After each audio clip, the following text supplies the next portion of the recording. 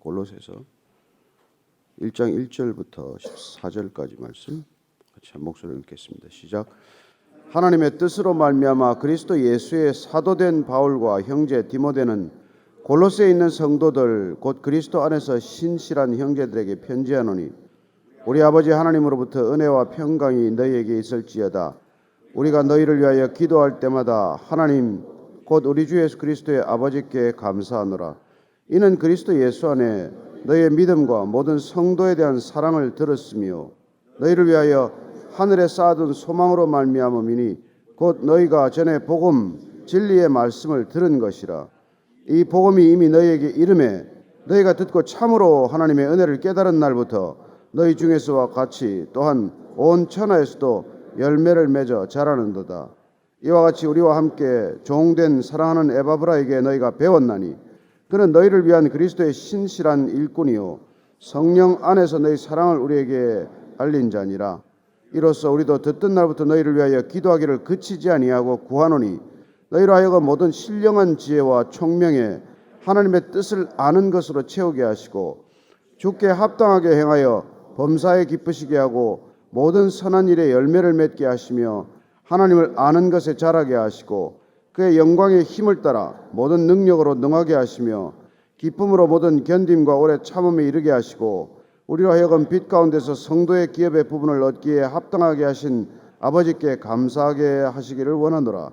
그가 우리를 흑암의 권세에서 건져내사 그의 사랑의 아들의 나라로 옮기셨으니 그 아들 안에서 우리가 속량 곧 죄사함을 얻었도다. 아멘. 골로새라고 하는 지역은 터키 소아시아에 있는 지역입니다.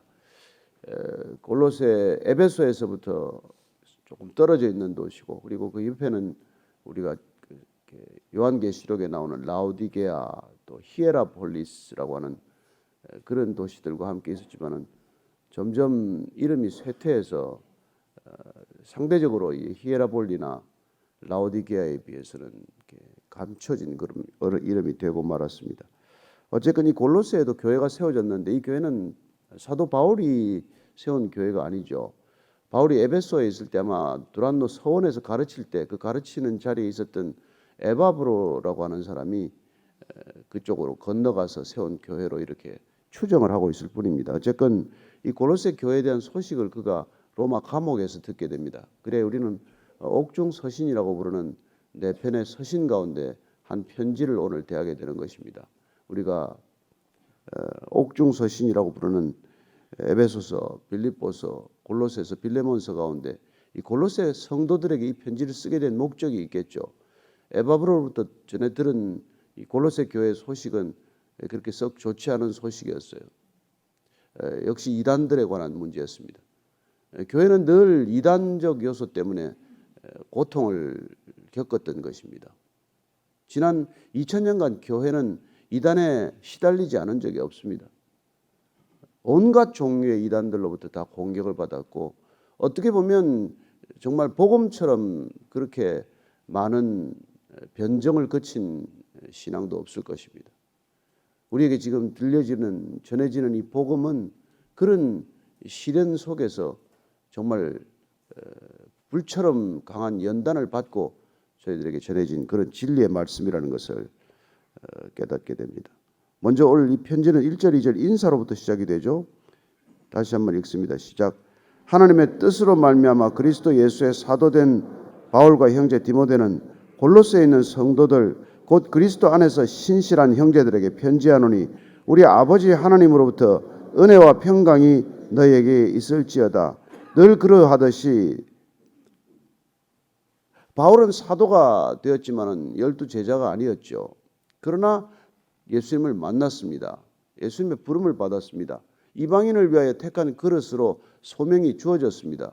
그리하여 바울은 그가 그리스도로부터 사도직을 임명받았다고 굳게 믿는 사람입니다. 다른 사람들이 믿어주었을까요? 안 믿는 사람들이 더 많았습니다.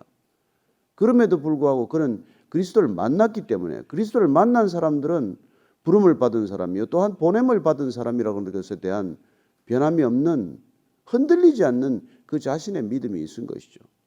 저는 여러분들이 그리스도인이 되었다면 주님께서 부르셨다는 믿음을 놓치지 않게 되기를 바랍니다. 사람이 불러온 것도 아니요, 누가 권해서 온 것도 아니요.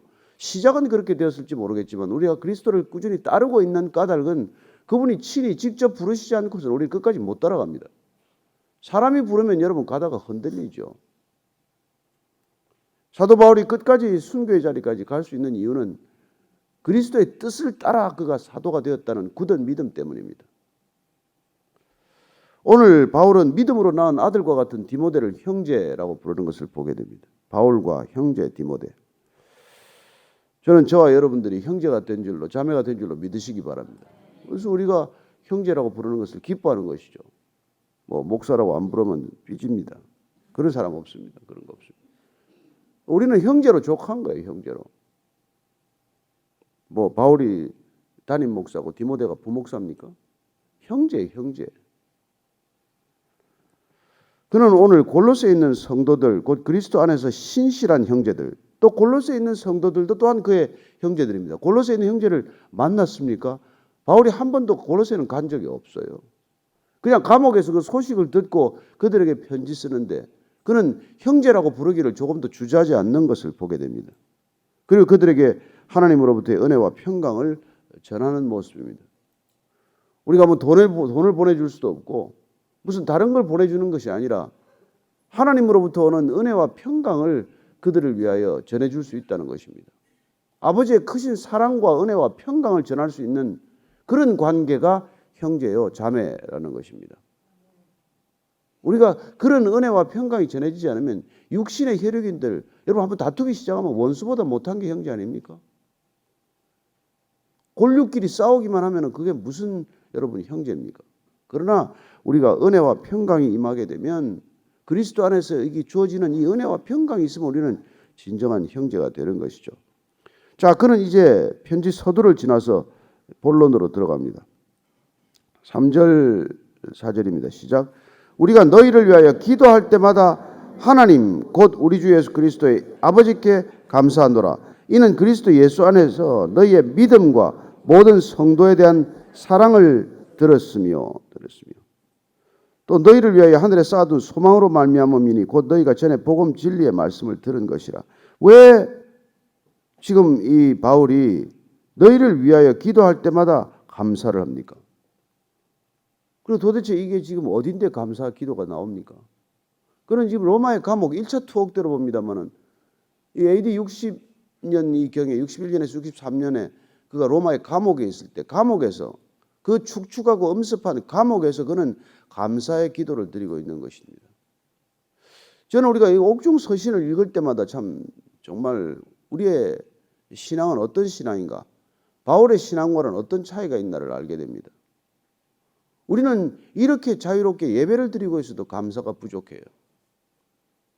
늘 우리는 뭐가 모자란다 불만이 많습니다. 무슨 이 교회에 이게 필요합니다. 저게 필요합니다. 무슨 뭐가 헌금이 더 필요합니다. 맨날 돈 얘기고 말이죠. 무슨 불만이 있어요. 그리스도인이 되고 나서. 그리스도인이 되었다는 것은 더 이상 불만이 없는 삶이에요. 불평 불만이 내 입에서 떠나는 삶입니다. 여러분들 앞에 불평 불만이 아직 남아 있으면 내가 그리스도인 맞나? 이런 거 한번 고민해 봐야 돼요. 저는 우리 자신에 대한 이 문제가 해결되지 않고 그리스도인으로 착각하고 사는 것, 이게 신앙의 무능력이에요. 어쩌면 우리는 진짜 그리스도인이 되는 순간 개인의 사적인 문제로부터 사실은 조금 떨어지는 듯한 그런 느낌을 갖게 되는 것이죠. 더 이상 내 문제로 여겨지지 않게 되는 것입니다. 저는 누군가 정말 큰 고난을 겪은 분이 예수님을 만나고 나서 그 고난이 다 해석이 되었다는 거예요. 그 고난을 하나님이 허락하셨다는 것을 알았기 때문에 모든 그게 다 해석이 된 거예요. 그렇죠. 해석이 되면 고난은 더 이상 고난이 아니죠. 해석이 안 돼서 고난이지. 해석이 되면 그건 선물 아닙니까? 그래서 그렇게 하나님께서 어려움을 주신 까닭은 하나님께서 나를 사랑하셔서 그런 걸 주셨다. 이런 고백을 거침없이 하는 걸 우리가 얼마나 간증으로 듣습니까? 그래서 지금 바울이 감옥에서 그 로마 감옥에서 감사 기도를 드리는데 그건 뭐냐면 그리스도 예수 안에서 너희 믿음과 모든 성도에 대한 사랑을 들었다는 거예요. 그리고 너희를 위하여 하늘에 쌓아둔 소망 때문이라고 말합니다. 자, 여기 세 단어 우리가 잘 아는 단어죠. 믿음, 사랑, 소망을 들었다는 것입니다. 복음이 전해진 곳에는 이 열매가 있다는 것을 알게 됩니다. 골로새 교회건 에베소 교회건 빌립보 교회건 어떤 교회건 복음이 전해졌다는 것은 이 복음 안에 있는 씨앗들이 전해지는 것이고 그 씨앗이 열매를 맺는데 그 열매를 보면은 믿음, 사랑, 소망 이런 열매를 맺는다는 것을 알게 됩니다. 그게 열렸기 때문에 감사하다는 거예요. 그래서 골로새 교회 너희들을 위해서 감사 기도할 때마다 너희 안에 있는 믿음, 성도들 간의 사랑, 그리고 그리스도께 소망을 두는 것, 이 모든 게 감사의 기도 제목이다. 이런 얘기를 하고 있는 것이죠. 그리고 복음, 진리의 말씀, 복음은 곧 진리의 말씀이라는 것을 알게 됩니다. 복음이 뭡니까? 진리의 말씀이라고 말합니다. 복음은 우리가 안 풀리던 문제가 풀렸다. 이게 복음이 아닙니다, 여러분. 복음은 아프다가 병이 나았다. 이게 복음이 아닙니다. 복음은 우리가 죄 용서를 받았다. 진리이신 그분이 우리에게 오셔서 우리에게 진리 안에서 자유함을 주셨다. 이게 복음이지. 내가 안 되던 일이 되었다. 이게 복음이에요. 그건 복음 때문에 생긴 우리의 자유함이 가져다 준 그냥 산물일 뿐이에요. 그렇죠. 우리가 죄 안에서 자유함을 얻었더니 병이 나았다. 그러나 더 중요한 것은 죄에서 풀려난 거기 때문에 예수님께서 가서 다시 죄 짓지 말라. 그렇게 말씀하시는 것이죠. 병 나은 걸 기뻐하는 것이 아니라 내가 구원에 이른 것을 기뻐하라. 내가 돈 번 걸 기뻐하는 것이 아니라 돈으로부터 자유하게 된 것을 기뻐하라. 내가 병에서 나은 것을 기뻐하는 것이 아니라 병이 너를 어쩌지 못하는 것을 기뻐하라. 이게 우리가 복음의 능력, 그 진리가 주는 능력, 자유함이라 이거죠. 이게 우리가 항상 먼저여야 한다는 것을 얘기해 주고 있는 것이죠. 자, 복음은 어떻게 됐습니까? 6절입니다. 시작. 이 복음이 이미 너희에게 이름에 너희가 듣고 참으로 하나님의 은혜를 깨달은 날부터 너희 중에서와 같이 또한 온 천하에서도 열매를 맺어 자라는도다. 복음의 씨앗은 떨어지는 곳마다 온 천하에 이런 열매를 맺는다라고 말합니다. 사도 바울의 확실한 믿음의 근거예요. 복음의 능력은 이방인에게나 유대인에게나 로마에서나 예루살렘에서나 어디서나 열매를 맺을 수 있다는 것입니다. 왜냐하면 진리이기 때문에 그래요. 가짜가 아니기 때문에. 저는 요즘 이 봄철 금방 요새는 봄도 없죠. 곧 더워지겠죠. 그러나 이 꽃이 사방에 피어 있는 것, 산에도 가보면 정말 곳곳에 꽃을 심어놓은 걸 보게 됩니다. 푸르른 나무, 꽃 이런 것들이 땅이 있는 곳이면 어디든지 그렇게 맺힌다는 것을 우리가 보면서 복음도 마찬가지예요. 그 나무들이 뭘 먹고 자랍니까? 그 자리에 꼭 그냥 심겨진 그 자리에서 땅에 심겨질 뿐이었는데 꽃을 피운단 말이에요. 그저 비 좀 내리는 거 먹고 햇살 좀 쐬고 그리고 그렇게 아름다운 꽃을 피우고 열매를 맺는다면 하나님께서 그렇게 움직이지도 못하는 풀 한 포기 나무 한 그루에도 그런 꽃과 열매와 잎을 허락하시는 하나님이라면 우리 같은 사람에게는 인생에 얼마나 더 아름다운 것을 준비하고 그런 걸 꽃 피우기를 기대하시겠어요? 한번 생각을 해보세요.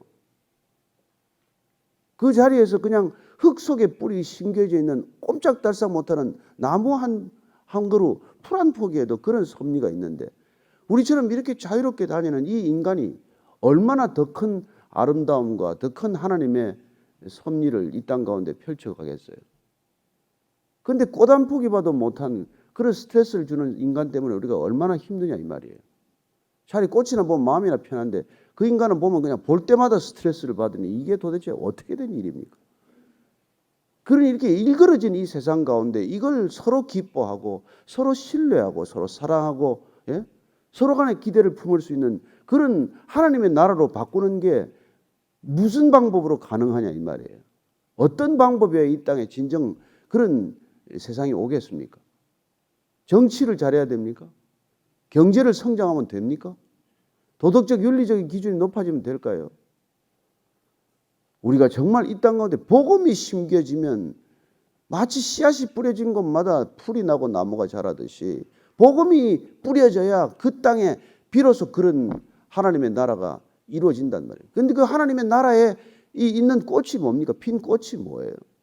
믿음의 꽃이요, 사랑의 꽃이요, 소망의 꽃이라는 거예요. 사도 바울은 믿음, 사랑, 소망 이게 항상 머릿속에 있는 거예요. 복음이 열매 맺으면 이런 꽃들이 피어야 그게 하나님의 나라가 이루어진 것이다. 이런 것을 항상 생각하고 있는 것이죠. 자, 근데 이 골로새 교회가 어떤 교회인지를 다시 한번 보십시다. 시작 7절입니다. 이와 같이 우리와 함께 종된 사랑하는 에바브라에게 너희가 배웠나니 그는 너희를 위한 그리스도의 신실한 일꾼이요 성령 안에서 너희 사랑을 우리에게 알린 자니라. 이 에바브라가 그 골로새 교회가 정말 이런 아름다운 복음의 열매가 맺혔다는 소식을 나한테 전해 주었다는 것입니다. 그러니까 정작 바울은 그곳에 본인이 갔거나 그곳에 교회를 세운 적이 없죠. 자, 9절 이하입니다. 시작. 이로써 우리도 듣던 날부터 너희를 위하여 기도하기를 그치지 아니하고 구하노니 너희로 하여금 모든 신령한 지혜와 총명에 하나님의 뜻을 아는 것으로 채우게 하시고 주께 합당하게 행하여 범사에 기쁘시게 하고 모든 선한 일에 열매를 맺게 하시며 하나님을 아는 것에 자라게 하시고. 자, 여기까지 한번 봅시다. 우리가 듣던 날부터, 지금 우리라고 하는 건 뭐 저기 바울과 디모데가 편지를 썼으니까 편지를 보낸 사람은 그렇죠. 듣던 날부터 너희를 위하여 기도하기를 그치지 않았다. 진짜 이런 말씀을 들으면 부끄럽죠. 우리는 뭐 베이직 교회를 위해서도 날마다 기도하는 사람이 많지 않을 텐데 우리가 출석도 하지 않는 교회 소식을 듣고 그 교회 소식을 듣던 날부터 지금까지 이 감옥에서 기도하기를 멈추지 않는다. 어떻게 이게 가능할까요? 저는 제가 뭐 이렇게 사역했던 교회도 있고 또 처음 교회가 생길 때부터 처음부터 그 모습을 지켜봤던 교회가 있지만 여기 와서 여기 여러분들하고 같이 지내는 동안 그런 교회들은 가끔가다 생각도 잘 안 날 때가 있어요. 그런데 바울은 그렇지 않습니다. 그 교회를 내가 세웠건 내가 뭐 섬겼건 섬기지 않았건 그 교회 소식만 듣기만 하면은 그 교회를 듣던 날부터 기도하기를 그치지 않았다. 이게 정말 그리스도인 아닙니까? 우리 같은 사람은 이건 가짜라도 보통 가짜가 아니란 말이에요. 그저 베이직이나 놓고 기도하면 할까? 그것도 뭐 성도 다를 놓고 기도합니까? 속 썩이는 사람 놓고 기도하거나 뭐 형편이 어려운 사람 했던 사람 놓고 기도할 뿐이죠. 그러니 저 같은 사람을 그렇게 쳐다보지 말라 그렇게 얘기를 하는 거예요. 다 가짜예요. 다 가짜예요. 누가 더 가짜냐 덜 가짜냐 차이지. 너희를 위하여 기도하기를 그치지 않았다고 말합니다. 모든 신령한 지혜와 총명에 하나님의 뜻을 아는 것으로 채우게 하시고 이 기도 제목이 뭐예요? 지혜와 총명에 하나님의 뜻을 아는 것으로 채우게 하시고 세상도 지혜와 총명을 구합니다. 그러나 그리스도인들이란 하나님의 지혜와 총명을 구하는 자들이죠. 그리고 그리스도인들이란 하나님의 뜻을 아는 것으로 시작이 됩니다. 그래서 그 에바브라가 두란노에서 하나님의 뜻을 배웠고 구원의 놀라운 경륜을 들었기 때문에 그걸 또 골로새에 가서 누군가에게 가르쳤고 전했고 그래야 그곳에 교회가 생겼고 그리고 지금 그 교회 소식을 듣자마자 바울은 골로새 교회가 생겼습니다. 거기 형제 자매들이 있습니다. 그랬더니 그 소식을 들은 날부터 골로새 교회를 위하여 기도한 것은 그들이 하나님의 뜻을 알게 해달라. 이게 기도의 가장 첫 번째 제목이에요. 하나님의 자녀가 되고 그리스도인이 된다는 것은 하나님의 뜻을 아는 것으로 시작이 되기 때문에 그 알미 먼저라는 거예요. 그 알미 먼저라고 말합니다. 모든 선한 일에 열매를 맺게 하시며 하나님을 아는 것에 자라게 하시고 그래야 보십시오. 하나님의 뜻을 아는 것으로 먼저 채우면은 그렇게 되면 하나님의 뜻을 알면 하나님께 합당한 삶을 산다는 거예요. 주께 합당하게 행하여 범사에 기쁘시게 하고. 자, 하나님을 아는 게 먼저예요. 알미 먼저고 삶이 반드시 따른다는 것입니다. 그래 복음은 놀랍게도 암과 삶이 하나가 되는 삶을 내가 애쓰고 수고하는 삶이라기보다는 그리스도의 능력 안에서 그런 일들이 일어나는 것이죠. 그래 우리가 삶이 되고 그 삶이 알을 더 풍성하게 하는 것, 이게 선순환, 복음이 우리에게 주는 생명의 선순환이라는 것을 알게 됩니다. 그래야 우리 믿음의 삶이란, 신앙인이란 암과 삶의 선순환을 일으키는 그런 신앙생활이 펼쳐지는 것이죠. 여러분들이 그리스도를 알고 나서 여러분들의 삶은 얼마나 달라졌습니까? 그리고 날마다 그렇게 살아냈더니 여러분들의 또 그리스도에 대한 알은 얼마나 더 풍성해졌습니까? 우리의 신앙은 거기에 초점이 맞춰져야 한다는 것이죠. 왜요? 아는 만큼 살 것이고 사는 만큼 더 알게 되기 때문에. 그래야 우리는 신앙은 우리에게 주는 유일한 인생의 선 사이클, 선순환을 만든다는 것입니다. 이 세상에 복음이 뿌려지지 않은 곳, 점점 더 악해지는 것 아닙니까? 이 세상이 여러분. 복음이 뿌려진 곳은 점점 그 사회가 선순환을 일으키지만은 복음이 전해지지 않는 곳은 점점 더 악순환을 일으키는 것 아닙니까? 자유민주주의를 여러분 절대로 복음과 분리된 것이 아닙니다. 진정한 자유가 전해진 것, 그것도 그리스도 안에서의 자유를 경험한 사람들이 보편적 자유를 주장하기 시작했기 때문에 자유민주주의가 꽃을 핀 거지, 뭐 그러지 않고서는 무슨 민주주의입니까?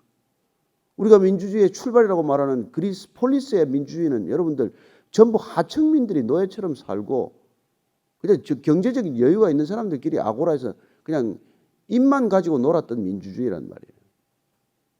사회적인 인프라스트럭처는 모든 노동자 계층이 정말 노예들이 담당을 했었고, 그런 사회를 바꾼 것, 로마의 그런 이 제국주의적 지배를 바꾼 것, 그 모든 것들이 복음이 전해졌기 때문에, 복음이 가져다 준 자유와 인권이라고 하는 기본적 가치 때문에 꼽힌 거지. 여러분, 복음이 약해지면 자유도 약해집니다. 인권도 약해져요. 지금 이 나라가 겪고 있는 것은 그 악순환에 지금 들어가고 있다는 겁니다.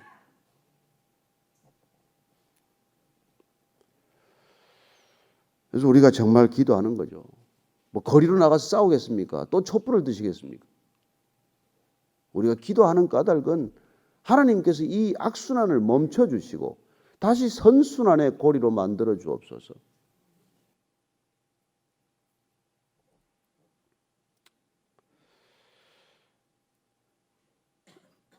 그래야 우리가 점점 더 큰 기쁨으로 맛보게 되고 하나님을 아는 것을 잘하게 되면 11절 12절입니다. 시작. 그의 영광의 힘을 따라 모든 능력으로 능하게 하시며 기쁨으로 모든 견딤과 오래 참음에 이르게 하시고 우리로 하여금 빛 가운데서 성도의 기업의 부분을 얻기에 합당하게 하신 아버지께 감사하게 하시기를 원하노라. 기쁨으로 모든 견딤과 오래 참음에 이르게 한다고 말합니다.